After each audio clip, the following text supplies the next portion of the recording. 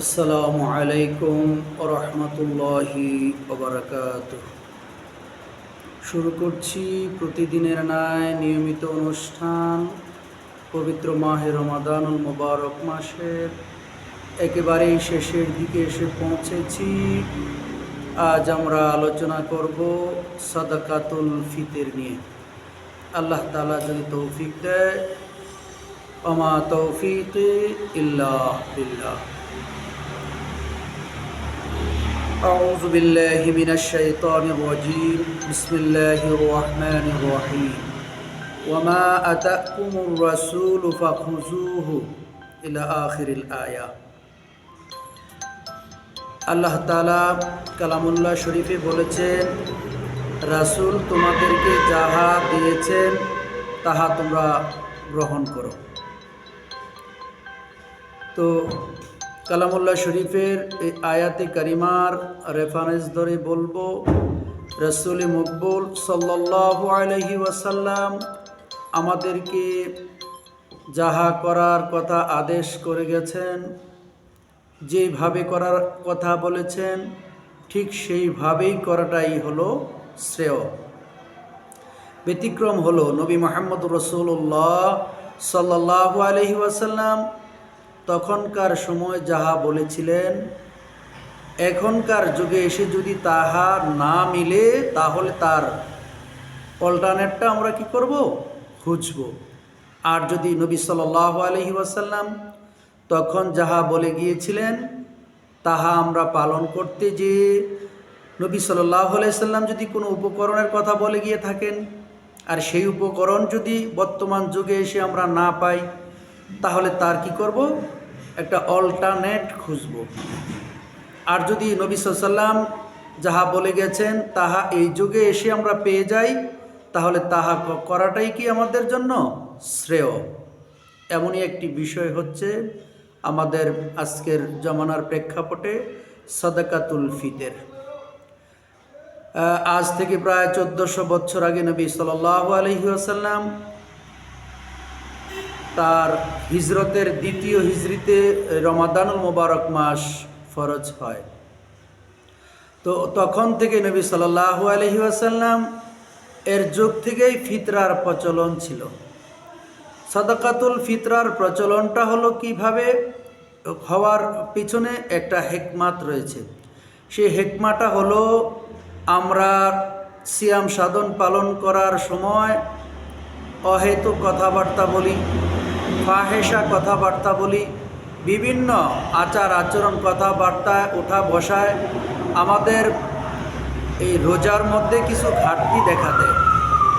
দীর্ঘ একটি মাস রোজা রাখতে যে আমার যে রোজার মধ্যে ঘাটতি ঘটেছে, সেই ঘাটতি পূরণার্থে নবী সাল্লাল্লাহু আলাইহি ওয়াসাল্লাম আমাদেরকে বলে গেছেন যে তোমরা তোমাদের রোজাকে পূর্ণ করার্থে সাদাকাতুল ফিতর আদায় করো।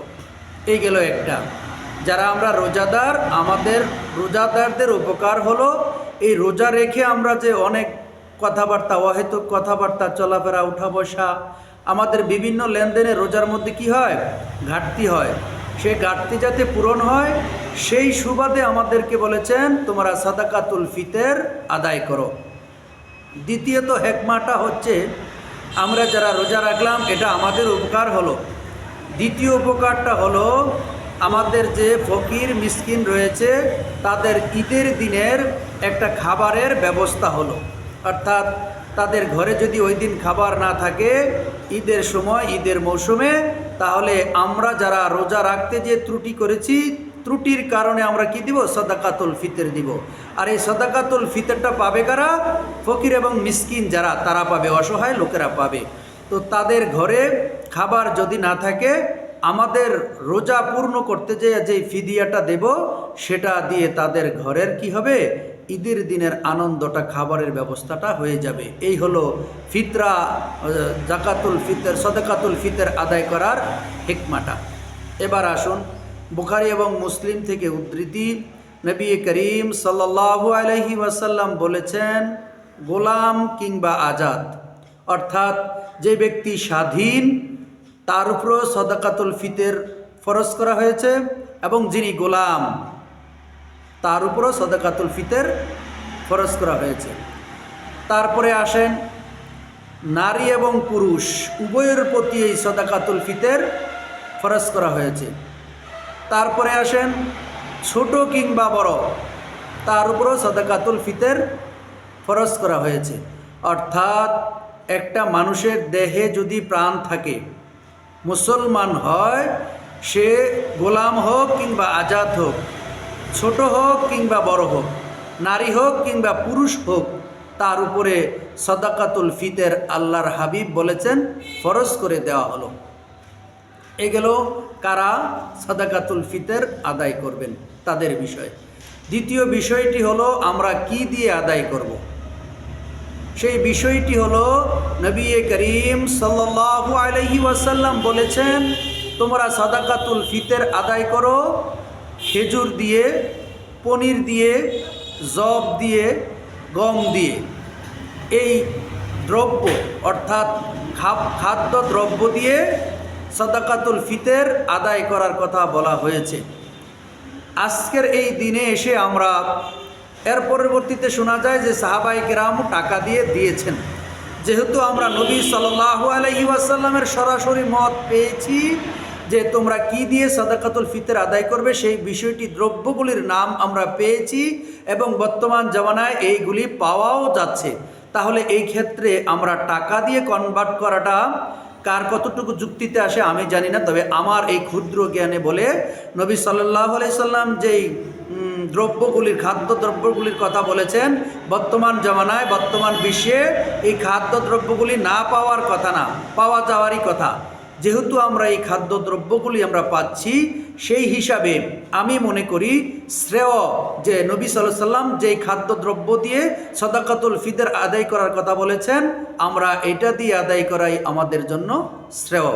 আমি কোনো ফতোয়া দিচ্ছি না যে টাকা দিয়ে দিলে ফিতরা আদায় হবে না, তবে আমার মনে সায় দিচ্ছে যে যেহেতু বুখারী এবং মুসলিমের হাদিস 1503 নম্বর হাদিস বুখারীতে বলা হয়েছে খেজুরের কথা, জবের কথা, তো এই দ্রব্যটি আমরা বর্তমান জমানায় আমরা পাই, হাতের নাগালে আছে। সেই ক্ষেত্রে আমরা কি করব, খাদ্য দ্রব্য দিয়েই দেওয়ার চেষ্টা করব। আল্লাহ তাআলা বাকি কবুল করনেওয়ালা। এবার আসেন আমরা সাদাকাতুল ফিতরটা কখন দিব। নবী সাল্লাল্লাহু আলাইহি ওয়াসাল্লাম বলেছেন, এই সাদাকাতুল ফিতরটা তোমরা ঈদের নামাজে যখন যাবে বের হওয়ার পূর্বেই আদায় করবে। আমরা যদি নবী সাল্লাল্লাহু আলাইহি ওয়াসাল্লামের কথাকে মানি এবং সেই সুন্নাহ হিসাবে আদায় করতে যাই, তাহলে আমরা কি করব, ঈদের নামাজে যাওয়ার পূর্বেই অর্থাৎ ঘর থেকে বের হওয়ার পূর্বেই আমরা এই সাদাকাতুল ফিতরটা আদায় করে নেব। যদি আমরা এই সময় আদায় না করি আর ঈদগার ময়দানে গিয়ে অথবা ফিরে এসে আমরা এই সাদাকাতুল ফিতরটা আদায় করি, তাহলে অন্যান্য সময় দান সাদাকা করলে যেই সওয়াব হবে সেই সমপরিমাণ সওয়াব আমরা পাবো। কিন্তু সাদাকাতুল ফিতর নবী সাল্লাল্লাহু আলাইহি সাল্লাম যখন যেইভাবে আদায় করতে বলা হয়েছে তাহা দিয়ে যদি আমরা আদায় না করি, তাহলে আমরা পুরোপুরি নবী সাল্লাল্লাহু আলাইহি সাল্লামের উপর কথার উপর আমরা আমল করতে পারিনি, বিধায় আমরা পূর্ণ সওয়াবের আশাও করতে পারবো না। আল্লাহ তাআলা যেন আমাদেরকে এই সাদাকাতুল ফিতরটা যথাযথভাবে আমরা এই আমাদের সাদাকাতুল ফিতরটা আদায় করতে পারি। আল্লাহ তাআলা যেন আমাদের তৌফিক দান করেন। আমা তৌফিকে ইল্লা বিল্লাহ। আসসালামু আলাইকুম ওয়া রাহমাতুল্লাহি ওয়া বারাকাতুহু।